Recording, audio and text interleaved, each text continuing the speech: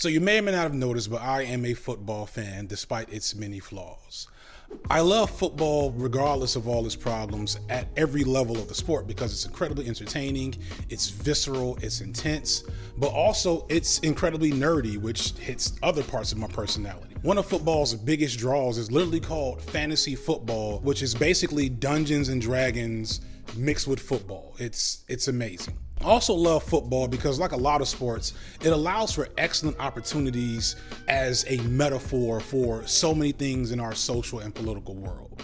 Like, for example, the NFL has explicitly socialist policies, and those are some of the things that make it so great. For instance, it has specific rules for profit sharing. So despite the fact that the Dallas Cowboys or all these other teams in big cities might make so much more money, they have to share a certain amount of that money with every other team in the league, even the ones from smaller markets like Nashville or Cincinnati. They also have explicit rules for how much spending a team can do on their players, which has some other drawbacks that I'll talk about some other time. But what it does is it creates a level playing field so that a team like the New York Giants or the Dallas Cowboys or the Los Angeles Rams can't have an immediate advantage over a team from Detroit or Atlanta based solely off the amount of money that the team makes. And this is why football is so good, whereas something like baseball, where they don't have this rule, you already know every year the teams that are going to compete because they're the only teams that can afford to get the best players. On the opposite end, football also has many flaws, especially in the way that the NFL runs as a capitalist enterprise. Again, this is all one in another older video and coming up in a new video. So we're gonna skip all of that and get straight to the racism. Now, when I'm talking about racism in football and the NFL in particular, I'm not talking about what they did to Colin Kaepernick. I'm not even talking about the nonsense with John Gruden a couple of years ago. That's the easy stuff. That's the stuff that's really not hard to explain to people. What I want to get into is how structures and patterns in a variety of systems work together, often unconsciously, to produce certain racist results, even if those involved don't necessarily hate black people or want to hurt black people. Our understanding of racism in America has been purposely misrepresented and misunderstood by those in power. When people, including a lot of black people, think about racism, they tend to think of hooded Klansmen and angry white mobs yelling at children walking into school, or black folks marching in their church clothes being attacked by dogs and sprayed with fire hoses. And they think that because those are the only images of racism that we're allowed to define as racism in our media discourse and the way we look at history.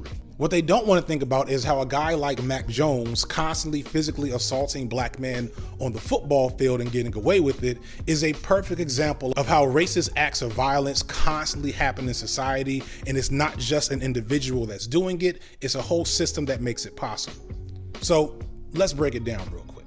Mac Jones is the current starting quarterback for the New England Patriots. He's a national champion from the legendary Alabama program, where he was coached by Nick Saban, and he is, as of now, behind Trevor Lawrence, considered the second best quarterback from the 2021 NFL Draft.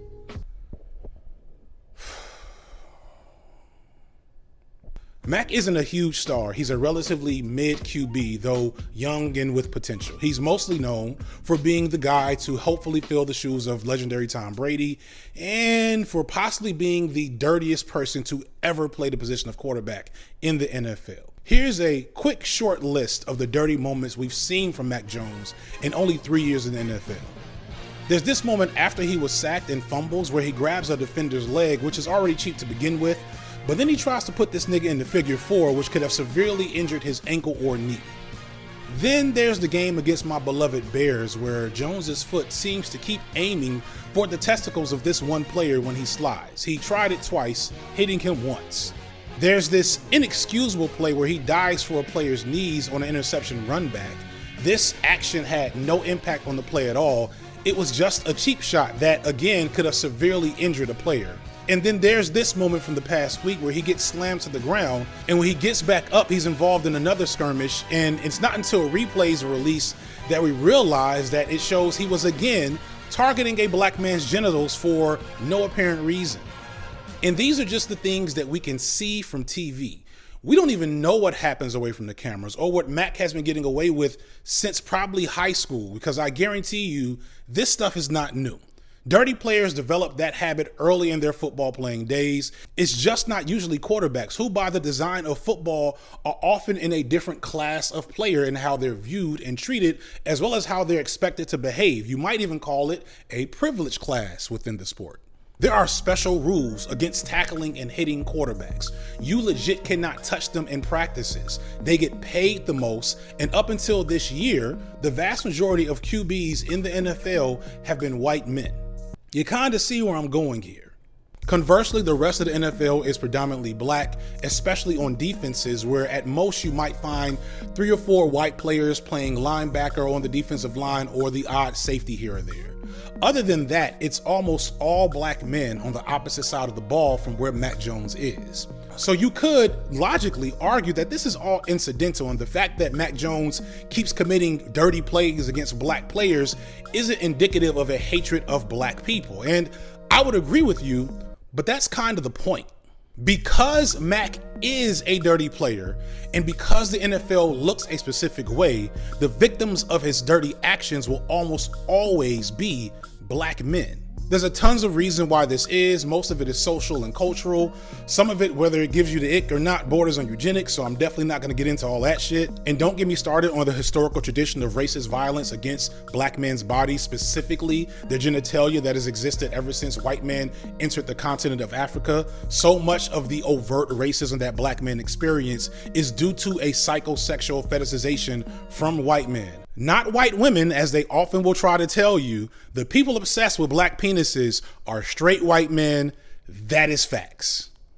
I won't go as far to say that all of this is what's going through Mac Jones's head when he punches a guy in the dick or slides with his foot in the air to kick a guy in the dick. But the point is that intentionality doesn't matter. The outcome and what makes that outcome possible is what matters. The bodies most at risk for being harmed are black men's bodies, not by some explicit decision or rule in the NFL, but by the nature of how the game develops. Thus, the bodies least protected in the sport from guys like Mac Jones are also black men.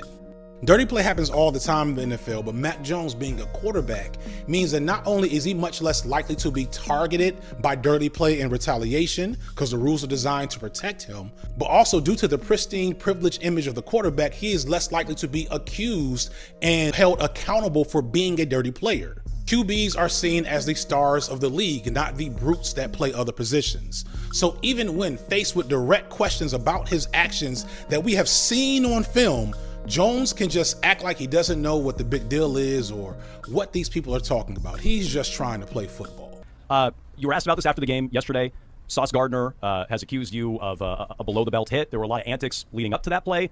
In your words, what happened on that play with Sauce? Yeah, Sauce. I mean, Sauce is one of the best corners in the NFL, so I have a lot of respect for him. And on that play, just nothing was intentional, and I just got up and went back to the huddle, and that's it. So it wasn't intent. Was there maybe an inadvertent thing that hit him? Like what happened? Because he seemed to think, I mean, A, it was intentional, and B, there was some contact. So what actually happened? It's football, so just trying to get up and go back to the huddle, and like I just said, nothing there. And because of the way this system is set up, the greater institution that is ostensibly supposed to protect all players doesn't have a lot of pressure to do anything about it, and the beat goes on.